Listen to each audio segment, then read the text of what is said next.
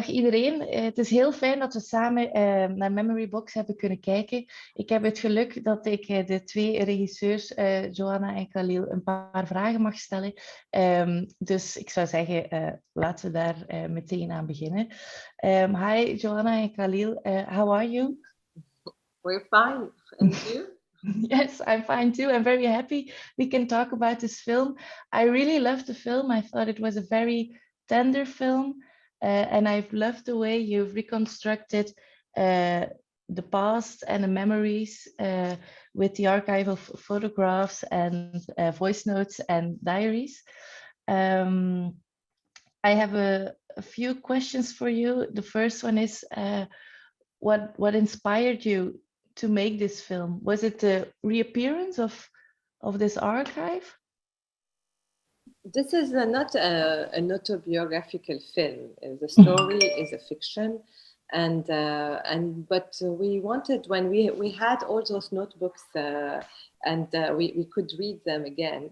We felt this was an incredible material, so many details, so many small stories, and especially the fact that you enter the teenage years and you are ours at that time, and you feel that it's not about the trauma of a civil war. Of course, the war is here, but it's not the main center of what I was writing at that time.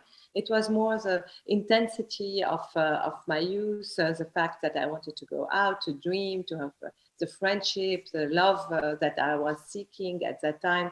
And all this seems to be really perfect to transmit something to the generation of our daughter. And when we started listening to the tapes also, we felt that there was a strong link to the elder generation, the one of our parents. This is why in the film there is this three generation, because all of them, we went through this, and I think it's very important to talk about it and to transmit. But also it was the perfect, when we started working on the fiction, we really liked this idea of something that is hidden, the secret, and the relations that is between the three women, and how the Alex will help her mother bring back a part of herself that she had left in her country.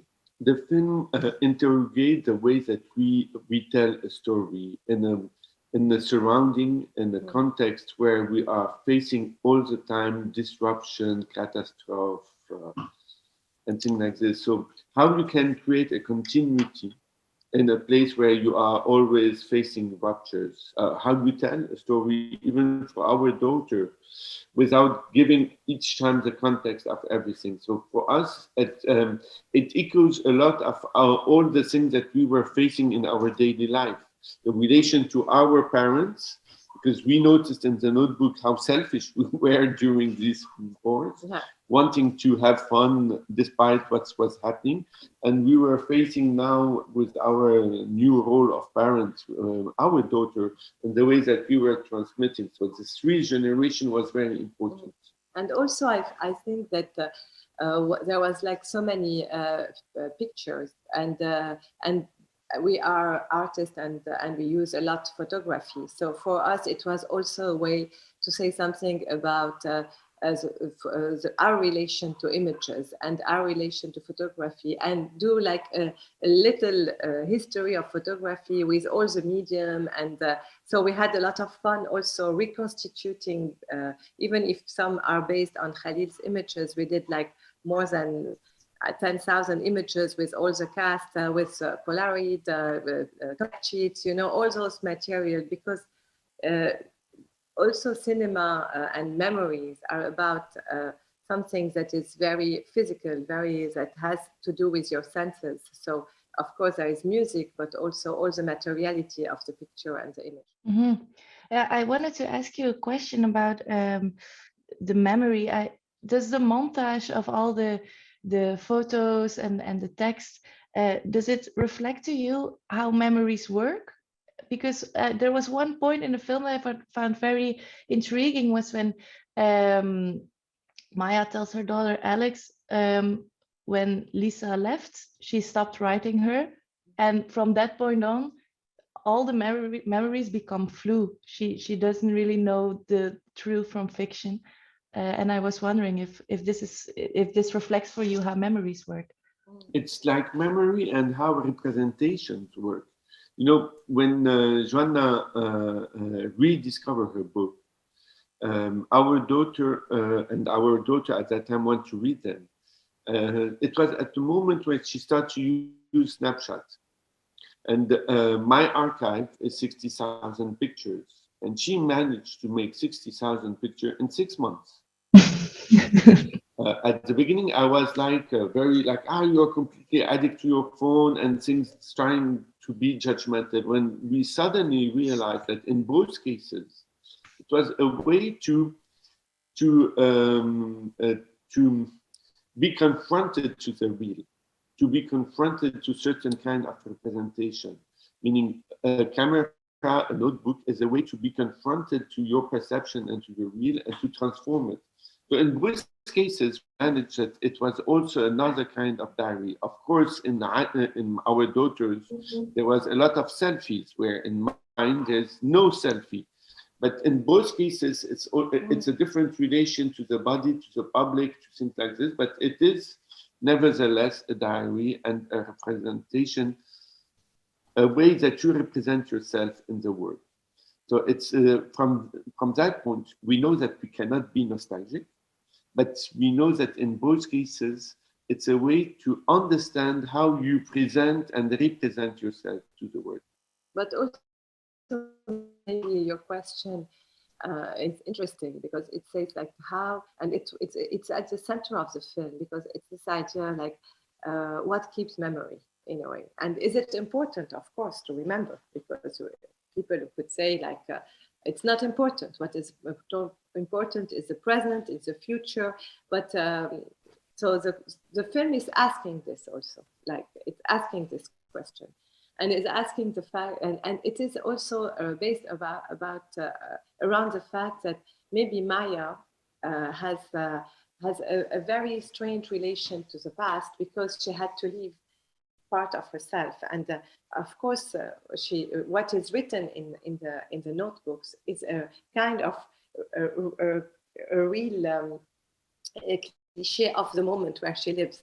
A real representation of that moment, and she can't hide around it. She can't rewrite her own history like a lot of us we do, without even noticing that we are just changing our past and our lives, and some specific events we don't really understand that we're doing it.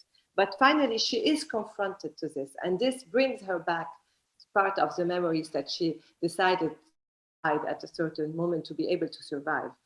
And also memories are not so clear, you know. It's something that is very personal to you, and that you can transform without having this feeling of transforming it. And also in this situation, specific situation, it is this idea of like a traumatic moment that she lives and that we see in the film, and she doesn't share with her daughter. This romantic moment that maybe cuts a part of herself, and so she doesn't know anymore where she starts the story, and when what is real and what she invents. Mm-hmm. Another thing that I was curious about is the box that arrives on Alex's doorstep. It's Pandora's box, basically. And it's full of memories, but it's also full of intergenerational trauma. Was it important to you to make a film about this how trauma works through generations? Yes, it is important, because we feel that we have to free ourselves also from this, and we are generations that took part of the trauma of our parents for several reasons. And because of the region where we live, that is a region that is a bit complicated. But we could also say this about a lot of us and a lot of you see, and not only in countries and regions where stories and wars happen, but maybe also what we take from our parents. How do we free ourselves from their sadness sometimes? From the way they look at life, see, and how we can be individuals.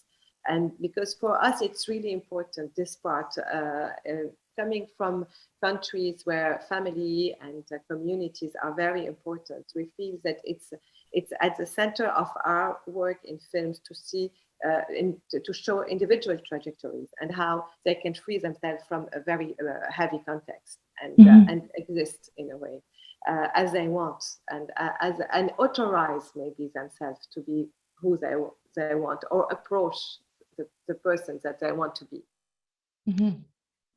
Okay, and then I'm afraid I have to ask you my final question already. I have so many more, but maybe one small thing. I'm curious.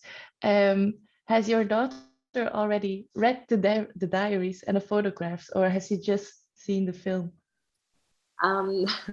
Now our daughter, she's 22. So, but she was 14, 15 when we started thinking of doing this film, and when I found again my notebooks. But so she saw the film, she read the script, and for now it's not a problem. I can give her the notebooks, and she's reading some part of them.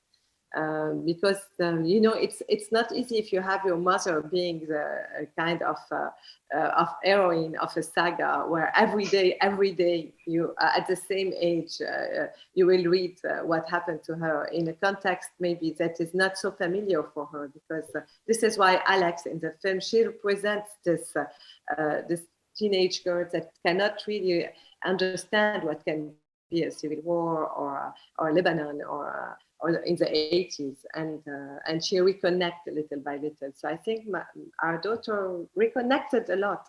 Actually, she saw it at several moments and several times. She saw it with her friend and alone.